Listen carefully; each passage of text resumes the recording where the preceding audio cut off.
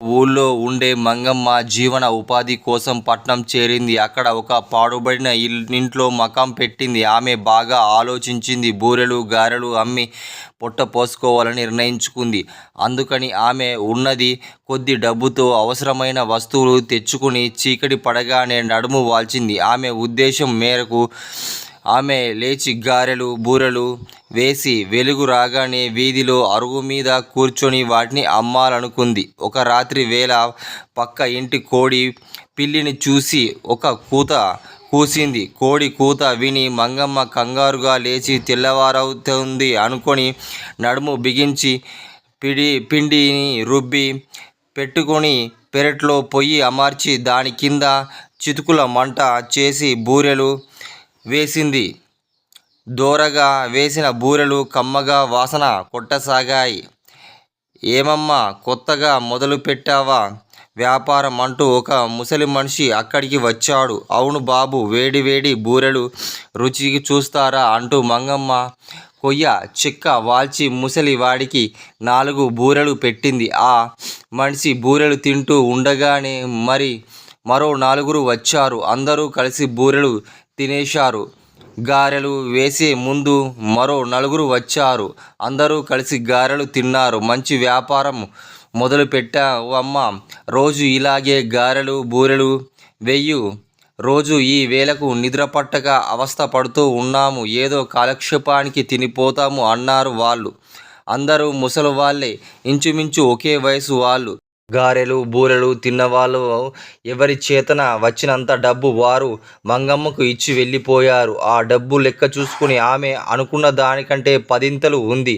ఆమె ఆశ్చర్యపోయింది. తాను ఆరంభించిన బేరము లాభసాటిగా ఉందని సంతోషించింది. తర్వాత కొంతసేపటికి గాని తూర్పు తెల్లవారలేదు. తాను అర్ధరాత్రి వేళ లేచి ఉన్నానని గ్రహించింది. రోజు ఆ వేళకే లేవటానికి నిశ్చయించుకుంది. మరునాడు ఆమె కొంత డబ్బు ఖర్చు పెట్టి 2 కోళ్లు కొని అర్ధరాత్రి వేళకు గోధుమ రొట్టెలు కోడి కూర చేసింది.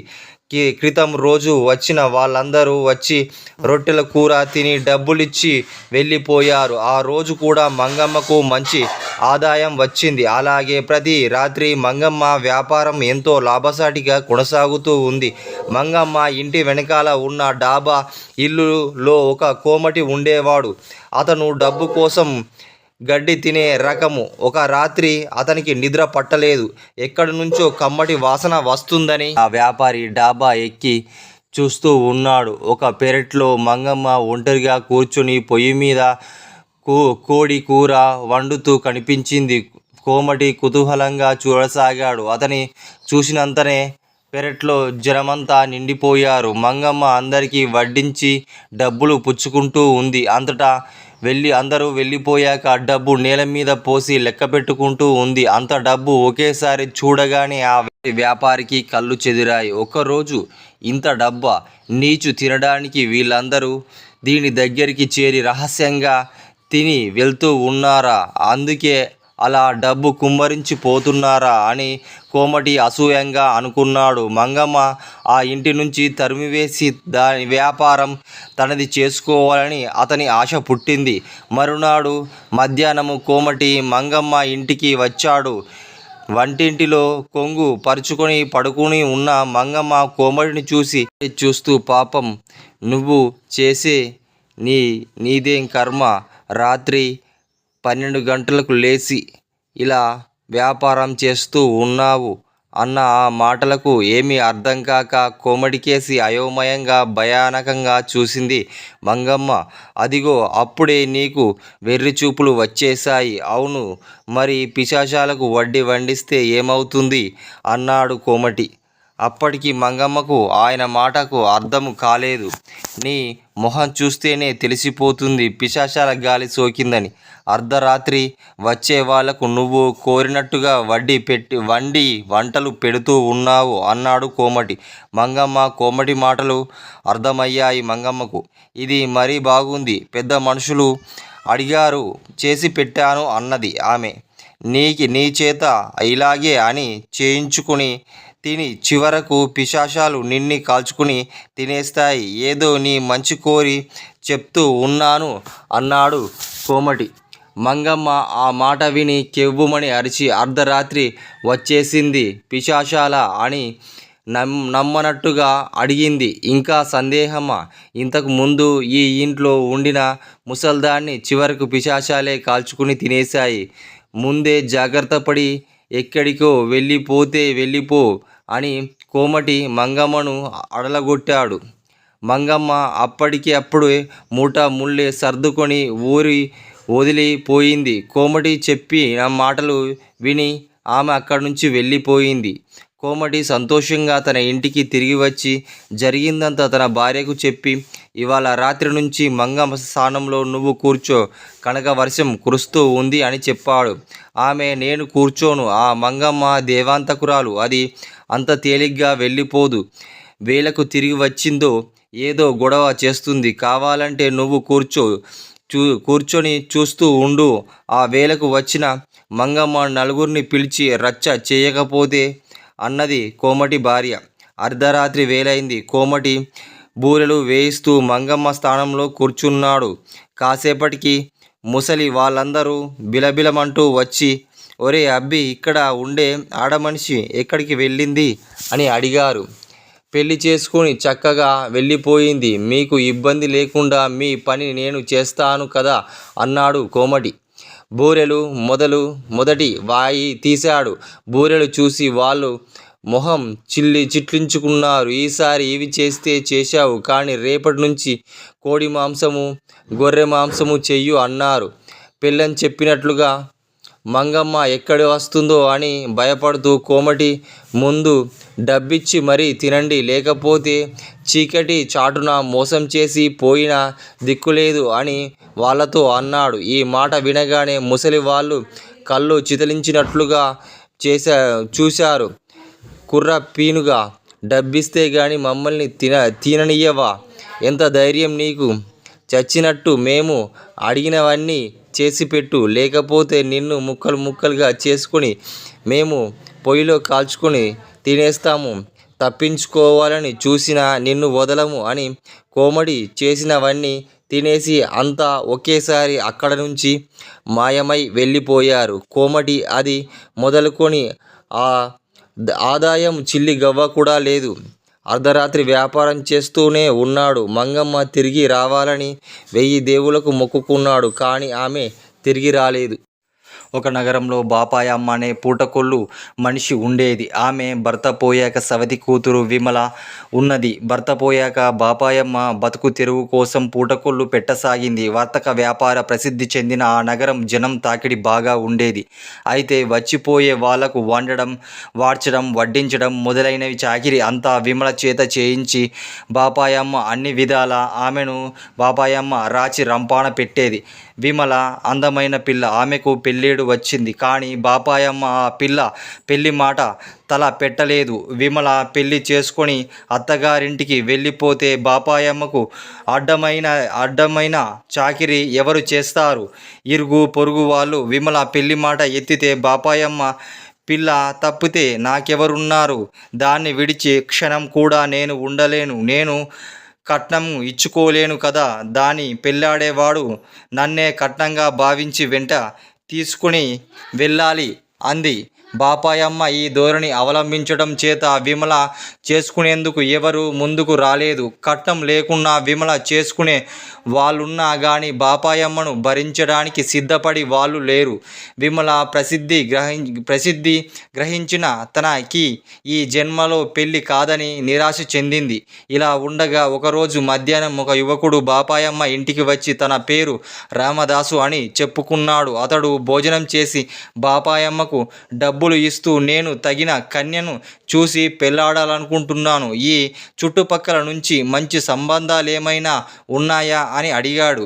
ఇల్లు కదలని దాన్ని నాకేం తెలుసు అన్నది బాపాయమ్మ. ఆవిడతో కబుర్లాడుతూ, ఇరుగు పొరుగు స్త్రీలు మాణిక్యం లాంటి పిల్ల ఇంట్లో ఉండగా తెలియదంటావేం బాపాయమ్మ అన్నారు. దాన్ని చేసుకోవడం అంత తేలిక అన్నది బాపాయమ్మ. అంత కష్టమా? అసలు ఆ సంగతి ఏమిటి అన్నాడు రామదాసు. బాపాయమ్మ రామదాసు ఉరిమి చూస్తూ, దానిని పెళ్ళాడేవాడు కట్నం కింద నన్ను తీసుకోవాలి అన్నది బెట్టుగా. అదొక కష్టమా? నీ వంటి పెద్ద దిక్కు ఉంటే మేలే కదా, ఇంకెందుకు పెళ్ళి చేసేయు అన్నాడు రామదాసు. ఆ కుర్రవాడు తన వినయం చూసి వెనక్కు తగ్గడానికి బాపాయమ్మ అనుకుంది. కానీ అంత త్వరగా ఒప్పుకుంటే మంచిది కాదని అనుకుంది. ఆమె అడ్డుపుల్ల ఒకటి వెయ్యాలని ఉద్దేశంతో, ఓ మరి మీ వంశవృక్షము మాట కాస్త చెప్పు అంది. అబ్బో, అది చాలా పెద్దది. చెప్పాలంటే దానికి రేపు కల్లారా చూడవచ్చు అన్నాడు రామదాసు. బాపాయమ్మ ఇంకేం అభ్యంతరాలు సృష్టించాలో తోచలేదు. ఇరుగు పొరుగు అమ్మలక్కలు ఈ సంబంధాన్ని ఒప్పుకోమని ఒత్తిడి చేశారు. ఆవిడ విధి లేక పెళ్లికి ఒప్పుకుంది. విమల రామదాసుకి ఇచ్చి నిడాబరంగా పెళ్లి చేసింది. పెళ్ళైన మరునాడే రామదాసు తన భార్యని తీసుకొని పోతున్నాడు. బాపాయమ్మ తన మీద నగలు దిగవేసుకొని డబ్బంతా మూట కట్టుకొని రెండింటి తోపులు మూటలు పట్టుకొని ఇంటికి తాళం వేసి నూతన దంపతుల వెంట బయలుదేరింది. రామదాసు తన ఊరుకు ఎంతో దూరం లేదంటూ బాపాయమ్మకు సాయంకాలం దాకా నడిపించాడు. వచ్చేసిందా అని బాపాయమ్మ అడిగాడు. ఎంత నడిచినా రాదేం మీ దిక్కుమాలిన ఊరు అన్నది రామదాసుతో బాపాయమ్మ. ఇంకేం వచ్చేశాం అన్నాడు రామదాసు. ఆ సూర్య అస్తమయం వేళకు ఒక అడవి మధ్యకు చేరుకున్నారు. అక్కడే ఒక నివాసము అన్నాడు రామదాసు. దట్టమైన పొదల మధ్య ఒక పెద్ద మర్రి చెట్టు చూపిస్తూ, ఆ మర్రి చెట్టు మీద మంచే ఉంది. దాని మణులో దిగువైన ఒక పెద్ద మర్రి చెట్టు తొర్ర ఉంది. అదే మా వంశవృక్షం. ఎంత పెద్దదో చూడు. మా తాత ముత్తాతలు ఇక్కడే పుట్టారు, పెరిగారు అన్నాడు రామదాసు చెట్టు తొర్రను చూపిస్తూ. ఎంత దగ! వంశవృక్షము పెద్దదంటే ఏమో అనుకున్నాను. నా కొంప ముంచావు కదరా అన్నది బాపాయమ్మ కళ్ళు తేలవేసి. ఆవిడ శోకం ఆరంభించింది. చీకటి ముంచెత్తుకొస్తుంది. అడవి జంతువులు అరుపులు ఆరంభమయ్యాయి. బాపాయమ్మ ఆ రాత్రి గడిస్తే మరునాడు సంగతి మరునాడు చూద్దాం అనుకుంది. ఈ రాత్రి నేను ఏ క్రూర ముగాన కంట పడకుండా చూడు. ఎలాగైనా ఆ మంచె మీద నన్ను చేర్చు అంది రామదాసుతో. నీ స్థూల శరీరము మంచం మీదికి ఎక్కించడం నా తరమా? ఒకవేళ ఎక్కించిన మంచెతో పాటు మా వంశవృక్షము కాస్త కూలిపోతుంది. ఈ రాత్రికి ఏ ఎలుగుబంటి రాకముందే ఆ మర్రి తొర్రలో దూరి పడుకో అన్నాడు రామదాసు బాపాయమ్మతో. బాపాయమ్మ ప్రాణాలు అరచేతిలో పట్టుకుని బిక్కుబిక్కుమంటూ ఆ మర్రి తొర్రలో దూరి కూర్చుని ఉంది. విమల ఎలా చచ్చినా ఈ రాత్రి గడిచాక తాను తన ప్రాణాలతో బయటపడి తెల్లవారగానే తన ఇంటికి తిరిగి పోవాలనుకుని ఆమె నిశ్చయించుకుంది. తెల్లారు జాగారం చేసి బాపాయమ్మ తెల్లవారు పోతుంది. కాస్త కునుకు పట్టింది. ఇంతలో ఎవరో తనను లాగుతున్నట్టు బాపాయమ్మకు మెలకువ వచ్చింది. నిలువెత్తు ఎలుగుబంటి బాపాయమ్మను తొర్రలో నుంచి బయటకు లాగుతున్నట్టు బాపాయమ్మ కెవ్వు కేకలు పెట్టింది. ఆ కేకలు ఎలుగుబంటి ఆమెను వదిలేసి పారిపోయింది. ఆ తర్వాత కొంతసేపు బాపాయమ్మ కొయ్యబారిపోయింది. అచేతనంగా ఉండిపోయింది. రామదాసు వచ్చి తెల్లవారకుండానే ఏం కొంప మునిగింది, కేకలు పెడుతున్నావు అని బాపాయమ్మ మీద విసుక్కున్నాడు. బాపాయమ్మ కాస్త ధైర్యం తెచ్చుకొని, నీ కొంప కూడా ఏడ్చిందా ఏం? నన్ను ఎలుగుబంటి పట్టుకుని ఉంది.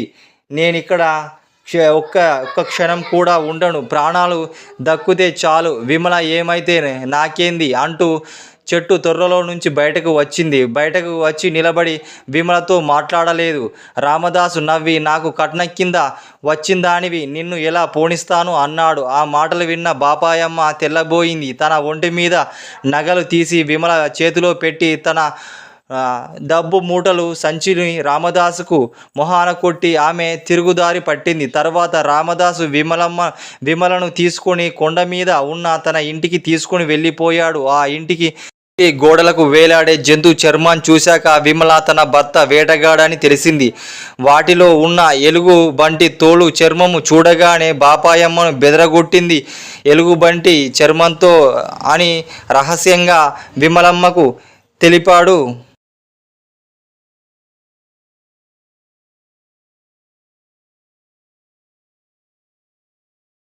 సీనయ్య అనే ఆయనకు శంకరయ్య అనే కొడుకు ఉండేవాడు. సీనయ్య తన కొడుకు ఎందుకు పనికిరాడని నమ్మకం. అందుచేత ఆయన ప్రతిదానికి వాణ్ణి శపిస్తూ కోపపడుతూ వాని సొంత ఆలోచనలు అనేదే సాధ్యం కాకుండా చేశాడు.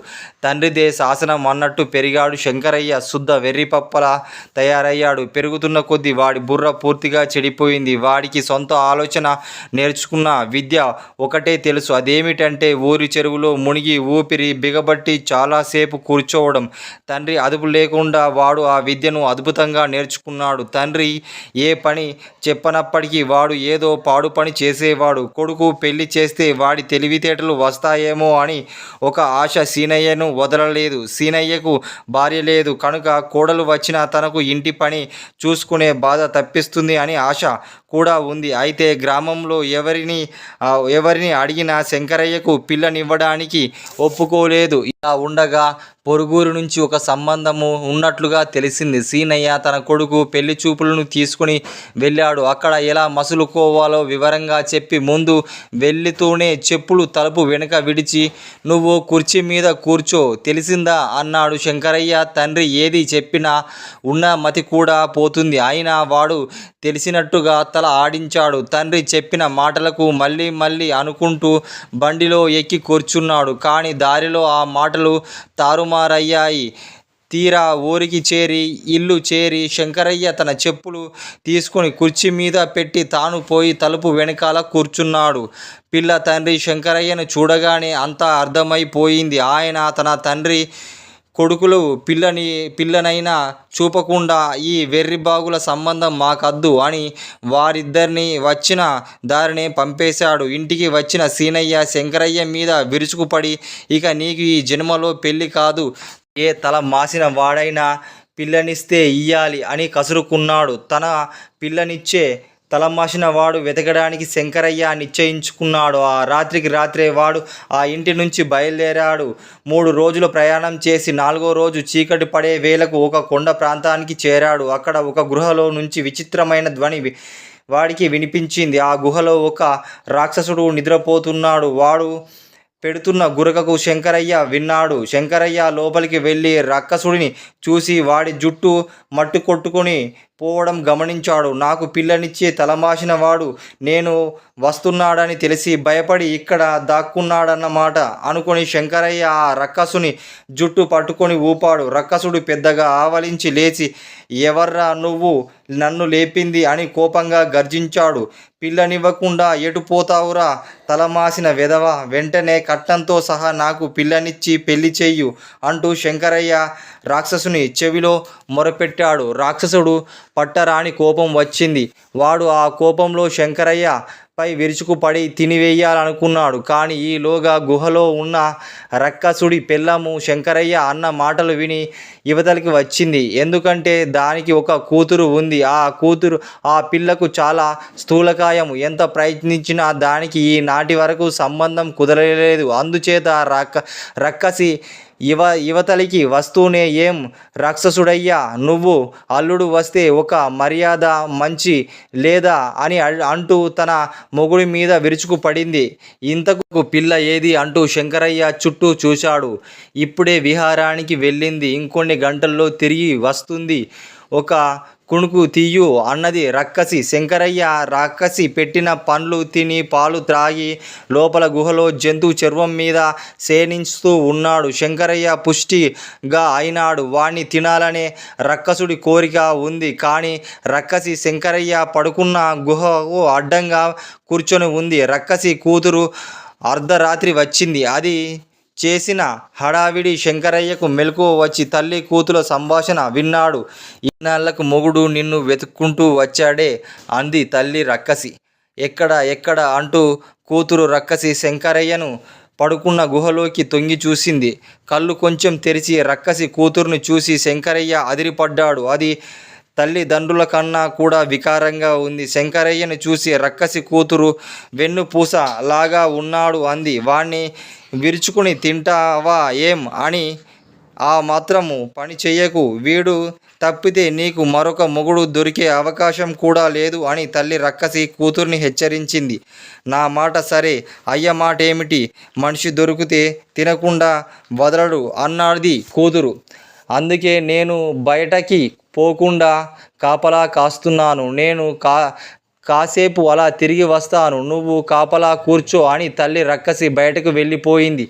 రక్కసి కూతురు శంకరయ్యను చూస్తూ కొద్దిగా తినాలని కోరిక పెరగసాగింది. గుహలోనే తినేస్తే తల్లి తనను బతకనివ్వదు. అందుకని రక్కసి కూతురు శంకరయ్య నిద్రలేపి పెళ్ళికి ఏర్పాట్లు చెయ్యాలి, పోదాం పద అంది. అంతా వింటున్న శంకరయ్య దాని దొంగ ఎత్తులు అర్థమయ్యాయి. ముందు కట్నం డబ్బులు ఇక్కడ పెడితే పెళ్ళి అన్నాడు వాడు. రక్కసి కూతురు లోపలికి వెళ్ళి ఒక తోలు సంచి నిండా రత్నాలు బంగారం తెచ్చి శంకరయ్య చేతిలో పెట్టింది. శంకరయ్య సంచి మూతిని కట్టుకుని రక్కసి కూతురు వెనక బయలుదేరాడు. గుహ దాటగానే యువతలకి రాగానే వాడు రక్కసి కూతురుతో స్నానం చేయకుండా పెళ్ళి ఏమిటి, ముందు స్నానం చెయ్యాలి అన్నాడు. రక్కసి కూతురు వాణ్ణి ఒక కోనేరు దగ్గరికి తీసుకువెళ్ళిపోయింది. వాడు సంచితో సహా కోనేరులో దుంకి అడుగున కూర్చున్నాడు. రక్కసి కూతురు ఎంతసేపు చూసినా వాడు మళ్ళీ పైకి రాలేదు. దానికి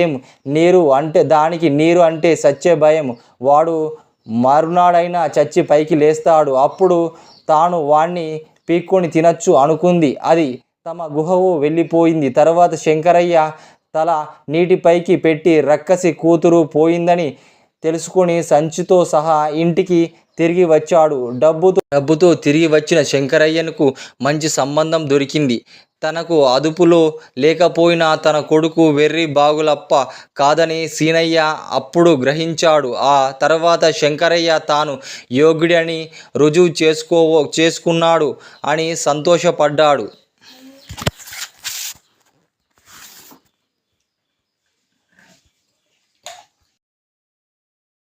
గ్రామంలో ఇద్దరు అన్నదమ్ములు ఉండేవాళ్ళు. వాళ్ళు నిరుపేదలు. అన్న శారీరక శ్రమ ఎంతగా చేయగలడు. తమ్ముడు తెలివైనవాడు. తమ్ముడికి రాని పని అంటూ లేదు. వాడు చాలా చురుకైనవాడు. బతుకు తెరువు కోసం వాళ్ళు తమ గ్రామాన్ని విడిచిపెట్టి రాజధాని చేరుకొని అక్కడ ఒక పాడుబడిన ఇంట్లో ఉన్నారు. మరునాడు రాజుగారి వద్దకు వెళ్ళి పని కోసం అడుగుతానని అన్న పొద్దున్నే లేచి బయలుదేరాడు. సాయంకాలానికల్లా తిరిగి రావాలని తమ్ముడు అన్నను హెచ్చరించాడు. అన్న వెళ్ళేసరికి రాజు ఉద్యానవనంలో ఉన్నాడు. ఆయన అన్నను చూసి, ఎవరు నువ్వు, నీకు ఏం కావాలని అడిగాడు. అన్న చేతులు జోడించి, మహారాజా, నేను నా తమ్ముడు దిక్కులేని వాళ్ళం పని కోసం ఇక్కడికి వచ్చాము. ఏమైనా పని ఇప్పిస్తే మీ పేరు చెప్పుకొని బతుకుతాం అన్నాడు. నీకు పని ఇస్తాను, కానీ బాధ్యతతో పని చేస్తావా అని అడిగాడు రాజు. తప్పక చేస్తాను మహారాజా అన్నాడు అన్న. రాజు అతని మందిరంలోకి తీసుకుని వెళ్ళి ముచ్చటైన తెల్లని మేకల పిల్లను చూపించి, దీన్ని తీసుకుపోయి అడవంతా తింపు, సూర్య అస్తమయం అయ్యేలోపు తెచ్చి నాకు అప్పజెప్పాలి. ఒకటి గుర్తుంచుకో, తూర్పున ఉన్న గుట్టకు మాత్రం దాటవద్దు. నేను చెప్పింది అక్షరాల చేయకపోతే తీవ్రమైన శిక్ష తప్పదు అన్నాడు. అన్న అలాగే అని తల ఆడించాడు. రాజుగారు మేకపిల్లను ఒక చంకన పెట్టుకొని వచ్చి ఆయనకు దాన్ని ఆహారం తినిపిస్తూ ఉన్నాడు. మేకపిల్లకు అన్న అడవికి ఆ మేకపిల్లను తీసుకుని వెళ్ళాడు. అడవిలో దింపగానే మేకపిల్ల పరమానందం చెందినట్టుగా పరుగులు తీసింది. అన్న కూడా దాని వెంట పరుగులెత్తాడు. ఇలా పరిగెత్తి అడవిలో చాలా దూరం వెళ్ళిపోయారు. మధ్యాహ్నం వేళ అయింది. అన్న ఆహారం తినటానికి ఒక చెట్టు కింద ఆగి తింటూ ఉన్నాడు. మేకపిల్ల కూడా అతని చుట్టూ తిరుగుతూ ఉంది. తర్వాత వాళ్ళు మళ్ళీ అరణ్యంలో సంచరించడం ప్రారంభించారు. అనుకోకుండా తూర్పు ఉన్న గుట్ట దగ్గరికి చేరుకున్నారు. ఆ గుట్ట అంతా పండ్లు చెట్లతో నిండిపోయి ఉంది. రాజుగారు హెచ్చరించినా మర్చిపోయి అన్న జిహ్వ చాపల్యంతో కొద్ది గుట్ట ఎక్కి చాలా రకాల పండ్లు కోసుకొని తిన్నాడు. వాడు తిన్న పండ్ల రసము చేతు నిండా అంటుకొని ఉంది. వాడి చేతును కడుక్కోవాలని అనుకున్నాడు. సమీపంలో ఎక్కడా నీరు కనిపించలేదు. కానీ అన్నకు గుట్ట అవతల ఒక కుటీరం కనిపించింది. అతను మేకపిల్ల ఎత్తుకొని ఆ కుటీరం కేసి పోతుండగా మేకపిల్ల అరుస్తూ గిలగిలా తన్నుకుంటుంది. కానీ మందబుద్ధి కావడం చేత అతనికి దాని భావం గ్రహించక కుటీరం వద్దకు వెళ్ళాడు. ఆ కుటీరం ముందు ఒక భయంకరుడైన రూపంతో ఒక మనిషి కూర్చొని ఉన్నాడు. వాడి పక్కన పచ్చి మేక మాంసం ముక్కలు, వాటిని గుచ్చుకొని కాల్చుకొని ఇక ఇనుప చవ్వ ఉన్నాయి. వాడు కుంపటి రాజేసుకొని ప్రయత్నంలో ఉన్నాడు. వాడు అన్నను చూసి, రారా కుర్రాడా, కాస్త కుంపటి రాజేయు అన్నాడు. నేను ఈ చీకటి పడేలోపు తిరిగి వెళ్ళిపోవాలి, నీళ్లు దొరకక తపిస్తూ వచ్చాను అన్నాడు అన్న. మేకపిల్ల మాత్రము గొంతు చించుకొని అరుస్తూ ఉంది. కళ్ళు విపరీతంగా తన్నుకుంటూ ఉంది. కాళ్ళను విపరీతంగా తన్నుకుంటుంది. ఆ భయంకరుడు లేచి వచ్చి మేకపిల్ల చెవులు మెలేసి, ఇంకా నీ పొగరు తగ్గలేదేమిటి అని అన్నతో, ఈ మేకపిల్లకు చాలా పొగరు ఉంది. అది నీ మాట వినదు. దాన్ని కొట్టంలో పడేసి తలుపు మూసి నువ్వు కుంపటి రాజేయు, నేను నీకు నీళ్లు తెచ్చి ఇస్తా అన్నాడు. ఒక కొట్టం చూపించి కుటీరంలోకి వెళ్ళిపోయాడు.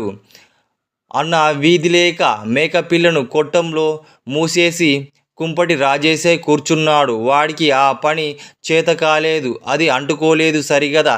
చీకటి పడింది. అప్పటికి వికరుడు చెంబుతో నీళ్లు తెచ్చి ఇచ్చాడు అన్నకు. అన్న గబగబా తన చేతులు కడిగేసుకుని మేకపిల్లను తీసుకు వెళ్ళిపోదామని కొట్టం తలుపులు తెరిచేసరికి లోపల మేక లేదు, వికారం గల ఒక ఆడమనిషి ఉంది. ఆ మనిషిని చూస్తే అన్న బెదిరిపోయాడు. బాబోయ్, భూతం అంటూ అతను పరుగు తీశాడు. వాడు పొద్దుపోయిన తర్వాత రాజును కలుసుకొని జరిగిందంతా చెప్పాడు. అది మామూలు మేక కాదు మహారాజా, భూతం అన్నాడు. అంతా విని రాజు ఉగ్రుడై, ఈ ద్రోహిని తీసుకువెళ్ళి బంధించండి అని భటులకు ఆజ్ఞాపించాడు. వాళ్ళు ఆ ప్రకారం అన్నను తీసుకువెళ్ళి చీకటి కొట్టంలో బంధించారు. చీకటి పడిన ఎంతసేపైనా తన అన్న తిరిగి రాకపోయేసరికి తమ్ముడు అదురుపడి రాజుగారి వద్దకు వెళ్ళాడు. ఈ మనిషి ఆ అన్న తమ్ముడు తెలుసుకున్నాడు. రాజు అతని పైన కూడా మండిపడ్డాడు. రాజుగారి తిట్టింది భరించాడు తమ్ముడు. రాజుగారికి జరిగిందేమిటో అడిగి తెలుసుకున్నాడు తమ్ముడు. రాజా, ఇందులో నాకు స్పష్టంగా కాని రహస్యం ఏదో ఉంది. అది తమరు నాకు చెప్పినట్లయితే నేను ఆ వికరుని నుంచి మేకపిల్లను తెచ్చి తమకు అప్పజెప్తాను, మా అన్నను విడిపించుకుంటాను అన్నాడు. రాజు ఇలా చెప్పసాగాడు. ఆయన అతని గురించి, తన రహస్యం గురించి మందిరంలోకి తీసుకువెళ్ళి జరిగిన మేక వృత్తాంతం గురించి తమ్మునికి చెప్తూ ఉన్నాడు. రాజు లేక ఒక ఆడపిల్ల కలిగింది రాజుకు. ఆయన ఆ పిల్లను కొడుకులా పెంచాడు. ఆమెకు వేట అన్న, అరణ్యం అన్న అమితం ఇష్టం. రాజుతో కలిసి తరచుగా వేటకు వెళ్ళేది. ఒకరోజు రాజు కుమార్తె వేటకు తమ పరివారంతో ముందుకు వెళ్తూ ఉన్నారు. తూర్పు ఉన్న గుట్టకు దాటారు. అక్కడ ఒక కుటీరం కనబడింది. అందులో నివసిస్తూ ఉన్న వాళ్ళ దగ్గరికి వెళ్ళి మంచినీరు దొరుకుతున్నాయేమో అని ఆ కుటీరంలోకి వెళ్ళి అడుగుదామనుకున్నారు. కుటీరం వెలుపల ఒక వికారమైన రూపంతో ఒక మనిషి కూర్చొని ఉన్నాడు. ఇనుప చువ్వలతో మేక మాంసం ముక్కలు గుచ్చుకొని తింటూ ఉన్నాడు. రాజకుమార్తె వాణ్ణి చూసి మేక మాంసాన్ని చూడగానే వాంతులు వచ్చినట్టయింది. ఆమెకు మేక మాంసం అంటే అసహ్యం. ఇక్కడ మంచినీరు దొరుకుతుందా అని రాజు ఆ మనిషిని అడిగాడు. మనిషి మాట్లాడకుండా తల ఎత్తి ఇద్దరిని చూసి లోపలికి వెళ్ళి నీరు తెచ్చి ఇచ్చాడు. ఈ పిల్ల నీ కూతురా? చక్కని చుక్కలా నాకిచ్చేయి కదా అని రాజుతో అన్నాడు అక్కడ వికృతమైన మనిషి. రాజుకి చుర్రుమని కత్తి దూశాడు. అసహ్యమైన మేక మాంసం తినే వికారివి నీకు నేను కావాలా అన్నది రాజకుమారి. ఆ మాట వాడి కళ్ళు ఎర్రబడ్డాయి. వాడు మేక మాంసము గుచ్చుకొని ఊచ తీసి రాజకుమార్తె నెత్తిన పెట్టి తాకి, మేక మాంసం అంటే అసహించుకునేందుకు ఉన్నావు కదా, పగలంతా మేకలా ఉండి నన్ను వికరుడివి అన్నందుకు రాత్రంతా నువ్వు కూడా నాలాగా వికార రూపంలో ఉండు అని శపించాడు వాడు మంత్రగాడు. దాంతో రాజకుమారి అప్పటి నుంచి పగలంతా మేకపిల్లగా మారిపోయింది. ఆమె రాత్రి కాగానే భయంకరమైన భూతంగా మారుతూ ఉంటుంది. రాత్రి వేళ ఆమెకు ఎవరికీ కనబడకుండా రాజు ఎంతగానో జాగ్రత్త పడితో ఉండేవాడు. అప్పటికే యుక్త వయసు వచ్చింది. రాజకుమార్తెకు వివాహం కావడం అసంభవం చేశాడు ఆ మాయదారి మంత్రగాడు. వాడి శక్తులన్నీ వాడి గడ్డంలో ఇనుప చువ్వలలోనే ఉన్నాయి. తమ్ముడు ఈ కథ అంతా రాజుగారి నుంచి విని దీర్ఘంగా ఆలోచించి, రాజకుమార్తె ఈ రాత్రికి ఏ ప్రమాదం రాదు, ఆమె మనిషి రూపంలోనే ఉంటుంది, తెల్లవారి లోపు ఆమెను వికరణం నుంచి రక్షించకపోతే ప్రమాదము. నాకు తమరు ఇంత ఒక గుగ్గిలము ఒక బలిసిన మేకను ఇప్పించండి అన్నాడు రాజుతో. రాజు అలాగే చేశాడు. తమ్ముడు వాటిని తీసుకువెళ్ళి ఆ రాత్రి బయలుదేరి తూర్పు గుట్టలు అవతలికి వెళ్ళాడు. మంత్రగాడి కుటీరం ముందు కూర్చున్నాడు. ఒక చేతితో మాంసం కాల్చుకొని తింటూ రెండో చేతితో తాగుతూ మహదానందంగా ఉన్నాడు. తమ్ముడు వాడి ముందు మేకతో సహా ఆగి, మామ, మాంసము కంపు కొడుతుంది అన్నాడు. రారా అల్లుడా, ఎక్కడ మంచి మేక సంపాదించుకోవచ్చావే అన్నాడు మంత్రగాడు. నీకోసమే, నీకు మేకలంటే మహా రుచి కదా అన్నాడు తమ్ముడు. అయితే ఆలస్యం దేనికి, కొయ్యు, ఈ మాంసం చప్పగా ఉంది, సంకర జాతి మేక కాబోలు అన్నాడు మంత్రగాడు. అదే పొరపాటు, ఏ మేక మాంసముగా రుచి లేదు, నీవు కాల్చడం నీకు చేతగావడం లేదు, ఇంకా రుచేం ఉంటుంది, నేను కాల్చి చూపిస్తా చూడు అన్నాడు తమ్ముడు. అయితే నువ్వే కాల్చి చూపించు, నేను కూర్చుంటా అన్నాడు మంత్రగాడు. ఊచ తమ్ముడికి ఇచ్చాడు. తాను ఎడంగా కూర్చుని ఉన్నాడు. తమ్ముడు ఆ ఊచ ఒక మాంసము ముక్కను గుచ్చి కాల్చసాగాడు. కొద్దిసేపటికి అది మంచి వాసన కొట్టసాగింది. అల్లుడా, నిజంగా వంట తెలిసిన వాడివే నువ్వు, వాసన అంటే ఇలా ఉంటుంది, ఆ ముక్క ఇట్లా పారేయ్ అన్నాడు మంత్రగాడు. తొందరపడకు, ఇంకా కొంచెం కాలాలి, వాసన బాగుంటుంది, దగ్గరికి వచ్చి వాసన చూడు అన్నాడు తమ్ముడు. మంత్రగాడు దగ్గరికి వచ్చి కుంపటి మీద ముఖం పెట్టి కళ్ళు మూసుకొని ఆనందంతో వాసన గట్టిగా పీల్చాడు. అదే క్షణంలో తమ్ముడు నిప్పులో ఇంత గుగ్గిలము చల్లాడు. బగ్గుమని మంటలు లేచి మంత్రకాని గడ్డం కాలిపోయింది. మరుక్షణము తమ్ముడు వాడి నెత్తి మీద ఊచతో కొట్టి, మేకగా మారిపో, నీ దారిన నువ్వు పో అన్నాడు. వెంటనే మంత్రగాడు మేకగా మారిపోయి అరుసుకుంటూ అరణ్యంలోకి వెళ్ళిపోయాడు. మంత్రగాడి శక్తులు పోవగానే రాజకుమారి మామూలు రూపం వచ్చింది. ఆమె అతనికి తన కృతజ్ఞతలు చెప్పుకున్నది. తమ్ముడు మంత్రగాడికి ఊచ కుటీరంలో నుంచి పారేసి కుటీరంలో నిప్పు పెట్టి రాజకుమార్తెను తీసుకుని తెల్లవారే సమయానికి రాజభవనానికి తిరిగి చేరుకున్నాడు. ఎంతకాలానికి తన కుమార్తె యథారూపం చూసిన రాజుకు ఆనంద బాష్పాలు రాల్చాడు. తనను తిరిగి మామూలు మనిషి చేసిన వాడినే పెళ్లాడతానని రాజకుమార్తె ఏనాడో నిశ్చయించుకుంది. ఆమె కోరిన ప్రకారం రాజు ఆమెను తమ్మునికి ఇచ్చి పెళ్లి చేశాడు. అనంతరము తన రాజు అవుతాడని ప్రకటించాడు. అన్న తమ్ముడు ఆ రాజభవనంలోనే ఉండిపోయారు.